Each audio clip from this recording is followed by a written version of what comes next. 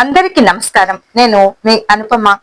ఒకరి మోసం ఎప్పుడైనా మనల్ని ఎవరైనా మోసం చేసి వారి మోసము మనము ఏ ప్రయత్నం లేకుండా బయటపడింది అనుకోండి, దయచేసి ఎవ్వరూ కూడా నిలదీయకండి. కర్మఫలం చాలా గొప్పది.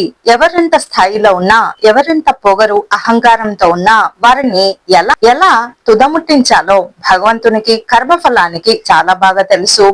ఎప్పుడు కూడా ఒకరి దగ్గర మోసపోయినప్పుడు దయచేసి వారిని ఎలా బయటికి లాగాలా, ఎలా బయట పెట్టాలా అని చెప్పి ఎప్పుడు కూడా ప్రయత్నించకూడదు. వాళ్ళు చేసింది కరెక్టేనని, సరైందేనని నిరూపించుకోవడానికి మన మీద నిందలు వేస్తారు. కాబట్టి నిందలు వేయడానికి వెనకాడరు. కాబట్టి ఎప్పుడు కూడా ఎవరైనా మనల్ని మోసం చేసినా దయచేసి అది కర్మఫలానికి, భగవంతునికి, మన ప్రారంధానికి వదిలేయాలి తప్ప తిరిగి వారి మీద నిరూపించడానికి నిరూపణ ప్రయత్నం చేస్తే గనక అంతా సజావుగా జరిగితే పర్వాలేదు, కానీ తిరిగి మన మీద నిందలు వేయటానికి కూడా వెనకాడనటువంటి సూక్ష్మ బుద్ధి కలిగినటువంటి బుద్ధితోటి ప్రవర్తించాలి. ఎందుకంటే ఇప్పుడు కలికాలము అంతా కూడా కలి ప్రభావము అంతా కూడా ఎక్కువగా ఆశిస్తూ ఉన్నారు.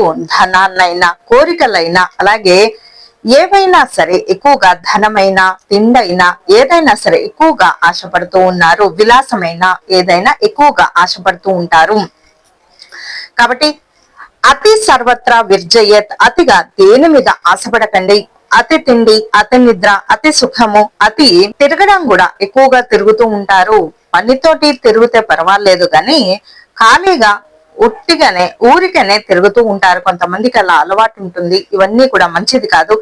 ఏదైనా లిమిట్ లో మితంగా ఉంటేనే చాలా మంచిది.